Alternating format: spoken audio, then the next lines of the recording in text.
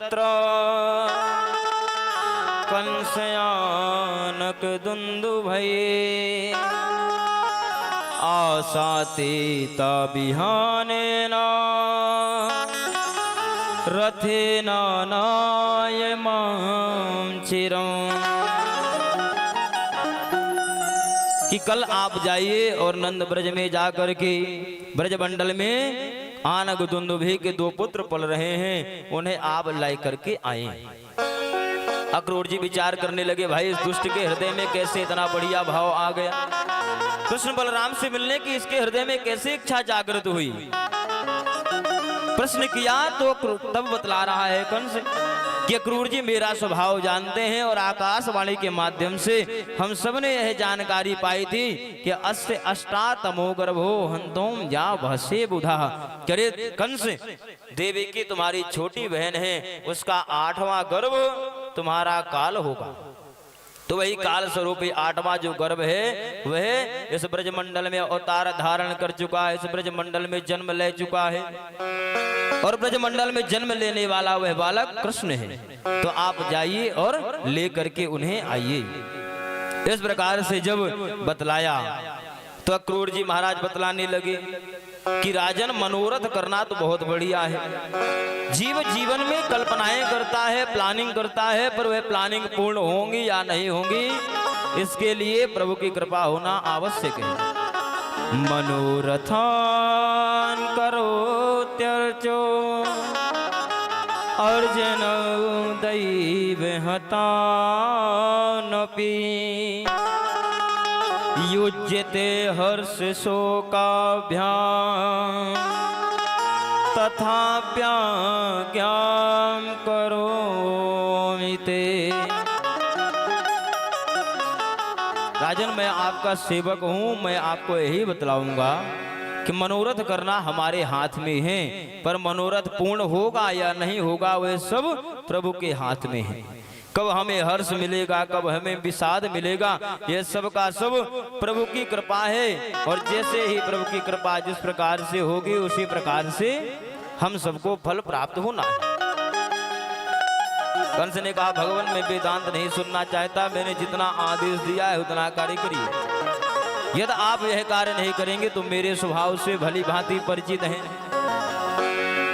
अक्रूर जी ने विचार किया, भाई इस दुष्ट के हाथों मरने से अच्छा है अपने बाल गोविंद का दर्शन करके ही मैं मृत्यु को प्राप्त हूं।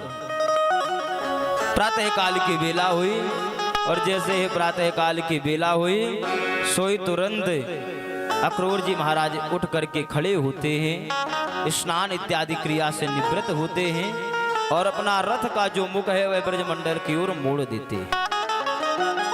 मार्ग में विचार करते जा रहे हैं कि भाई कौन सा मेरा इतना अच्छा चरित्र है जो मैं आज जाकर के अपने केशव का दर्शन करूंगा, अपने प्यारे प्रभु का दर्शन करूंगा। मन में विचार करते हुए जहां इतना विचार किया कि जहां 20 मिनट में वह रास्ता तय हो जाना था, वहां अक्रूर जी महाराज ने सुबह से शाम लगा दी। वह रथ से नीचे उतर जाते हैं, घोड़े कहीं जल पी रहे हैं, कहीं घास खा रहे हैं और अक्रूर जी महाराज विचार में निमग्न उस रथ के पीछे पीछे चले जा रहे हैं। शाम की बेला हुई और जैसे ही सायंकाल की बेला हुई तो तुरंत अक्रूर जी महाराज भगवान का दर्शन करने हेतु दौड़ करके उनके चरणों की ओर जाते हैं। प्रभु दौड़े दौड़े आते हैं और अक्रूर जी को प्रणाम करते हैं। अरे काका जी प्रणाम, आप आ गए। अक्रूर जी ने कहा, लाला तेरी यही लीला तो समझ में नहीं आती, तूने आज तक मुझे देखा नहीं है फिर भी तू मुझे जान गया कि मैं तेरा काका हूं। कन्हैया, अब मुझे यह बतलाने की तो आवश्यकता नहीं है कि मेरा आना किस कारण से यहाँ हुआ है, मेरा आना यहाँ किस कारण से हुआ है यह बतलाने की तो मुझे कोई आवश्यकता है नहीं। कन्हैया, मेरी प्रार्थना है कि अब तुम चुपचाप यहाँ से ब्रजमंडल की ओर चलो। भगवान उन्हें लेकर के पहले नंद भवन में जाते हैं और जैसे ही प्रभु नंद भवन में आए तुरंत सांझ की बेला में खबर लगती है सारे ब्रजवासियों को कि भाई कोई परदेसी आया है। तो सब के सब ब्रजमंडल में नंद भवन की ओर आते हैं और रात्रि की बेला हुई, भोजन इत्यादि हुआ। भोजन इत्यादि करने के पश्चात सबने बातें करनी प्रारंभ करी। बातों बातों में ही पता चलता है कि अक्रूर जी कृष्ण बलराम को लेने के लिए आए हैं। नंद बाबा से कहते हैं, बाबा मुझे महाराज कंस ने कृष्ण और बलराम को मेला दिखाने के लिए बुलाया है। इतना कहा है कि माता यशोदा भोजन करने के लिए थाल परोस करके बैठी हैं और एक निवाला हाथ में उठाया। उनके कानों में आवाज पड़ी कि मेरे कृष्ण बलराम को यह लेने आए हैं। तुरंत उनका निवाला छूट जाता है। माता यशोदा दौड़ी दौड़ी आती हैं और आकर के बाबा से प्रार्थना करती हैं कि अरे काऊ को मेरे प्राणन की अगर जरूरत है तो शहर से ले जा, पर मैं अपने कनुआ और अपने बलराम को अपने से दूर नाए जान दूंगी। भगवान मैया से लिपट करके कहते हैं, मैया तू हमको कहूँ नाए जान देवे, हम इतने बड़े है गए, तू हमको कहूँ कहूँ नाए जान देगी तो फिर हम कैसे बाहर की दुनिया को जानेंगे।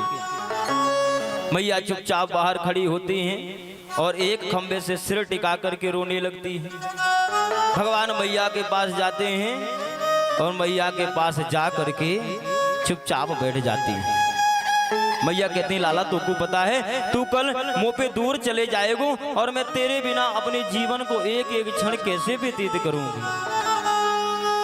रात्रि संपन्न हुई, माँ चुपचाप रोती रही, रात भर सोई नहीं। और दूसरे दिन प्रातः काल की जैसे ही बेला होती है, एक रथ सजाया गया, एक बैलगाड़ी सजाई गई, ब्रजमंडल के संगियों को विदा किया गया और सारे ब्रजमंडल की ब्रजवांगनाएं आकर के मुख्य द्वार पर खड़ी हो जाती हैं। सबके नेत्रों से अश्रुपात झरझर करके हो रहा है, सब रो रही हैं। भगवान बाहर आते हैं और जैसे ही बाहर आते हैं तो तुरंत सबके सब रथ के सामने लेट जाते हैं कि अरे अगर हमारे कृष्ण बलराम को लेके जाना है तो हमारे ऊपर रथ चढ़ा करके लेके जाना होगा। सब रोते रोते प्रार्थना करते हैं, अक्रूर हमारे कनुआ और हमारे बलराम को हम पे दूर ना लेके जाओ। अक्रूर जी वहां का दिव्य भाव देखते हैं और प्रभु रथ पर आरूढ़ होते हैं। जैसे ही कृष्ण और बलराम रथ पर आरूढ़ हुए, तुरंत राधा रानी और गोपियां जो है वह रोते हुए आती हैं। भगवान उनका दर्शन करते हुए उतर जाते हैं, प्रार्थना करते हैं, कहते हैं लाडली जी आपको तो पता है ना, अगर हम ब्रजमंडल से नाए गए तो हमारी आगे की लीला जो है वह संपन्न नाए होंगे। राधा रानी केवल चुपचाप बंधे हुए गले से कुछ बोल नहीं पा रही हैं, आंखों से झरझर करके अश्रुपात हो रहा है और रथ के सामने से किनारे हो जाती हैं। अब जब प्रभु दोबारा रथ पर आरूढ़ होते हैं,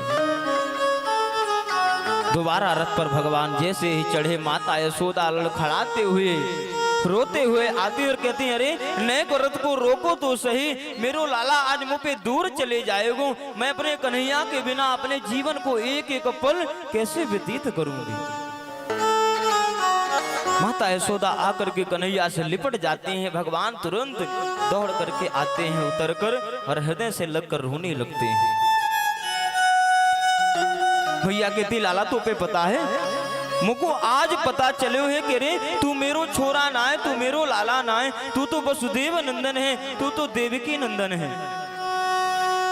लाला मेरी एक विनती है तेरे चरणन में कि मैंने तो को एक मटकी फोड़वे के ताई उकल से बांध दियो और तू मेरी वाह भूल माफ करियो। लाला तो को पता है जब तू एक छटाक भी कम दूध पीवे तो मैं तेरे ताई पूरे ब्रजमंडल के बैदन को बुला लूं कि मेरो लाला आज कम दूध कायों को पिए। भगवान रो रहे हैं, माँ से हृदय से लग करके, मैया तेरे जैसा प्रेम दूसरा भला जगत में कर कौन सकता है।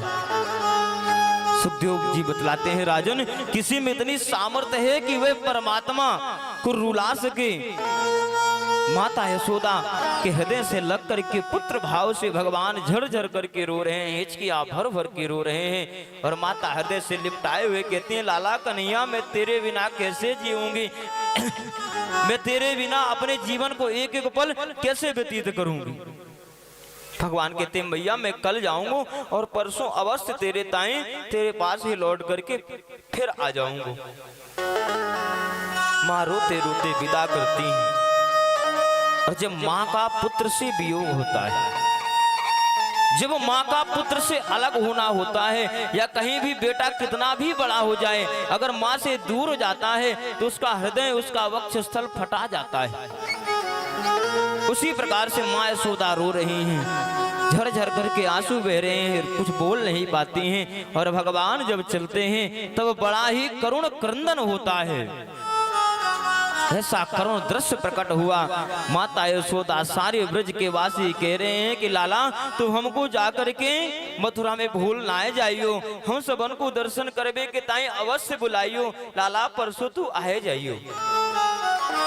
और जब भगवान जाते हैं तो पूरे ब्रज मंडल के वृक्ष, गौ इत्यादि सब के सब स्तब्ध अवस्था में बड़ा दिव्य करुण क्रंदन हुआ। और सब प्रार्थना करते हैं से भगवान से कि ब्रज चंद्र प्राण प्यारे, मथुरा से जल्दी आना।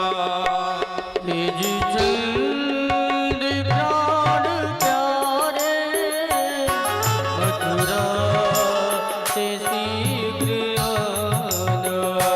ब्रज चंद्र प्राण मथुरा से शीघ्र आना।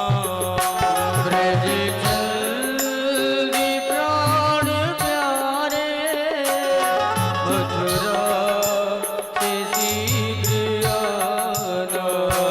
छवि देख कर वहाँ की हमको न भूल जाना।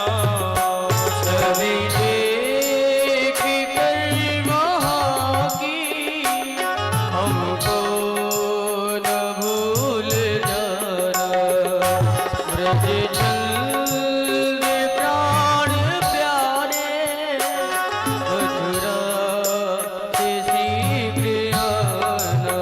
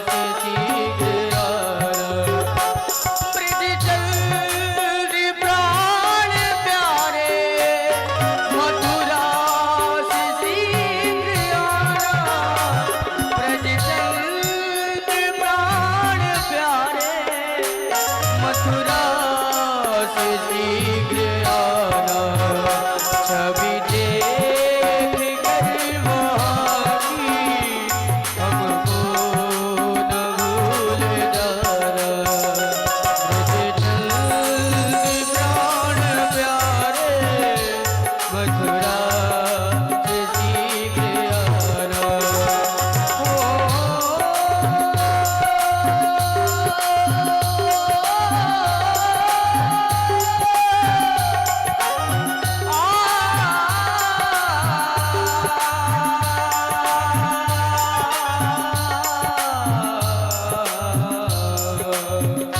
जो मैं ऐसा जानती,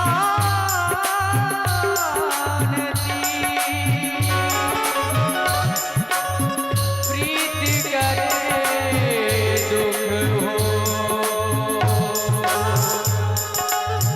नगर ढिढोरा पीटती, के प्रीत न करियो को। ब्रज जल्दी प्राण प्यारे, मथुरा से शीघ्र आना। ब्रज जल्दी प्राण प्यारे, मथुरा से शीघ्र आना।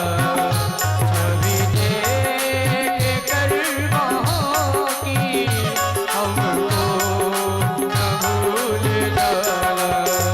ब्रज जल्द प्राण प्यारे, मथुरा से शीघ्र आना। मथुरा से शीघ्र आना, मथुरा से शीघ्र आना। बोले भक्तवत्सल भगवान की। जय। इस प्रकार से जब प्रभु विदा लेते हैं तो बड़ा ही करुण क्रंदन होता है। जितने भी ब्रजवासी वे कहते हैं अहो विधाता न क्वचित दया, संयोज मैत्र्या प्रण एने देहिना। हे भगवान, तुम्हारे हृदय में जरा सा दया मात्र है कि नहीं? हे प्रभु, सबसे पहले तो तुम जीवों को आकर्षित करते हो, और जब वह दो जीव एक दूसरे के बिना नहीं रह पाते हैं तो उसी समय तुम उनका वियोग करवा देते हो। तुम्हारे हृदय में जरा सी दया नहीं। हे क्रूर, साक्षात विधाता ने तुम्हें क्रूर बना करके भेजा है। और इस प्रकार से क्रूर जी जब विदा लेते हैं तो जब तक रथ की ध्वजा दिखती है तब तक एक टक सारे ब्रजवासी भगवान को देखते रहते हैं। प्रभु जैसे ही मथुरा पहुंचे सोई प्रार्थना करी बाबा से कि बाबा, मामा जी ने हमें बुलाए राख्यो सो नेक से मथुरा को दर्शन कराएंगे। बाबा ने कही नाय छोरा, तू अकेले नाय जाएगो। अगर तेने कछु काऊ से कह दई सो भैया झगड़ा है जाने है, वैसे भी तू मेरो उद्यमी छोरा है लाला, तू अकेले नाय जाएगो। भगवान ने जिद करी, तब बाबा ने कह दिया कि अच्छा बलराम बेटा, तू तो बड़ो है, तू आगे संग में चलो जा और नेक सो जाकर के मथुरा को दर्शन कराए के वापस याकू लेके चलो। इस प्रकार से भगवान बलराम और कृष्ण अपने सखाओं के संग जाते हैं। और जैसे ही मथुरा जा रहे हैं तो मथुरा में प्रवेश करते ही जितने ही मथुरा की माताएं हैं, मथुरा के भक्त हैं, सबके सब भगवान का स्वागत करने के लिए अपने अपनी अटारियों पर चढ़े हुए हैं। क्योंकि कंस ने स्पष्ट आदेश दे रखा है, भाई रोड में आकर कोई स्वागत नहीं करेगा। तो माताएं और जितने भक्त हैं वे क्या विचार करते हैं कि अच्छा भाई रोड में नहीं आने दोगे तो हम अपनी छत से तो पुष्प वृष्टि कर सकते हैं। तो वे सब के सब सुमन वृष्टि कर रहे हैं भगवान जब निकलते हैं मथुरा की गलियों में। तो कहने का तात्पर्य कि यदि हृदय पटल मथुरा बन जाएगा, भगवान के प्रति समर्पित हो जाएगा, तो प्रभु स्वयं चल के आएंगे। और जब मथुरा कब बनेगा? जब हम सुमन समर्पित करेंगे। एक भाव पुष्प से है, दूसरा भाव सुंदर मन से है। जब हम सुंदर मन समर्पित करेंगे तो परमात्मन हमारे हृदय रूपी मथुरा में अवश्य पधारेंगे। और यदि विषय वासना की माधुर्यता भरी है हृदय में, तो फिर उस माधुर्यता को देख करके भगवान स्वयं बुलाने पर भी नहीं आने वाले हैं। क्योंकि भाई जब वहां पहले से ही लोग बैठे रहेंगे, खाली जगह नहीं मिलेगी, तो कहाँ आएंगे प्रभु? प्रभु जब मार्ग में निकलते हैं तो माताएं बातें करती हैं ये जो सावले सावले हैं ये कृष्ण कन्हैया हैं, और ये जो इन्हें हल रखा है ना ये बलराम है, ये रोहिणी नंदन है। और बड़ी व्याकुलता से भगवान का दर्शन करते हुए जो सखा है वह गदगद हो रहे हैं। कहते हैं भैया कन्हैया देख कितना जोरदार स्वागत है राख्यो हम सबन को। कन्हैया विचार करते हैं देखो कितने भोले, इनको पता नहीं मामा जी ने किस लिए बुलाया है। एक सखा जो है कन्हैया के साथ छोटा सा, वह कहता लाला तुमको पता है मेरी एक प्रार्थना है, या जो इतना जोरदार स्वागत है रहे हुए और हम सबन के पास एक वस्त्र न आए हैं, तो लाला ने 100 वस्त्रन की व्यवस्था है जाती सो बढ़िया होती। तो तुरंत वहां से जमुना जी के घाट पर पहुंचे जहां कपड़े धुले जा रहे हैं। वहां जाकर के धुलने वाले से प्रार्थना करी मामा जी राम राम, एक वस्त्र मिल जाते और हम पहन करके 2-4 घंटा में आपको वापस लौटाए देते। वह जो कंस का धोबी है वह कंस के ही भाव में रंगा हुआ है, जोर से गालियां देता हुआ कहता है रे बजमारो, जीवन भर तालाब का पानी पिया, बेझड़ की रोटी खाई, राजसी वस्त्र पहनोगे? यहाँ से भाग जाओ, नहीं जो महाराज कंस को करना है मैं वह अभी कर दूंगा। इतना कहना था कि जो छोटा सा सखा है वह कहता लाला देख तो या बड़ बोले को या को नेक्स्ट तू पूतना वाले हाथन को दिखाई दे। इतना कहना था कि वह डंडा लेकर मारने दौड़ा और प्रभु ने मुष्टि का प्रहार किया, उसका प्राणांत हो गया। अब जितने भी वहां के साखी संगी हैं सब भागे भागे फिरने लगे, भैया आई ने तो पूतना मारी है, आई ने सगटासुर मारियो, अरे पूतना मारन बारो आए गयो, तृणवर्त मारन बारो आए गयो। और सारे मथुरा मंडल में खबर लग गई कि अब छोड़ने वाले नहीं है कंस को। जैसे ही सत्ता पलट की खबर, सत्ता पलट की आशंका जो है वह बड़े बड़े व्यापारियों को लगती है, तो तुरंत आते हैं भगवान का स्वागत करते हैं, माला फूल पहनाते हैं, प्रभु हम आपके सेवक हैं, हम पर कृपा करिएगा। इस प्रकार से वस्त्र पहन करके भगवान जब चलते हैं तो सखा है 2-2 हाथ के और वस्त्र हैं 10-10 हाथ के, बिना झाड़ू के पूरी मथुरा की रोडे बटोरते हुए चल रहे हैं। तो छोटा सा सखा कहता है लाला या वस्त्र जो है ना वहां मोकू मंगन से लगे। तो भगवान ने कहा अच्छा भैया, और वहां से एक दर्जी के यहाँ गए, वस्त्रों को बढ़िया कराया और ततो सुदामनो नामनो मालाकारस्य जगमतु। उसके बाद सुदामा नाम के मालिक के यहाँ गए, उसने बढ़िया माल्यार्पण किया, भगवान को सुसज्जित किया। मथुरा की गलियों में निकले और जैसे ही मथुरा की गलियों में निकले तो मथुरा के जो वासी हैं भगवान को उसी प्रकार से देख रहे हैं जैसे राघव सरकार को जनकपुर के वासी देखते हैं। सारा काम धाम छोड़ करके प्रभु की एक छटा पाने के लिए लालित हैं कि धाए धामो कामो सब त्यागी, मनहु रंक निधि लूटने लागी। जैसे किसी गरीब को बड़ा धन मिले उसी प्रकार से सब लालित होकर भगवान के दर्शन के लिए आ रहे हैं। आगे प्रभु जाते हैं तो एक 3 जगह से टेढ़ी एक युवती को देखा है। उससे प्रश्न किया कि देवी तुम कौन हो, तुम्हारे हाथ में जो चंदन है वह बड़ा सुंदर महक रहा है, यह लेपन किसको लेके जा रही है? कस्यांगने वा कथयस्व साधुना, किसके आंगन में जाओगी और किसको लगाओगी?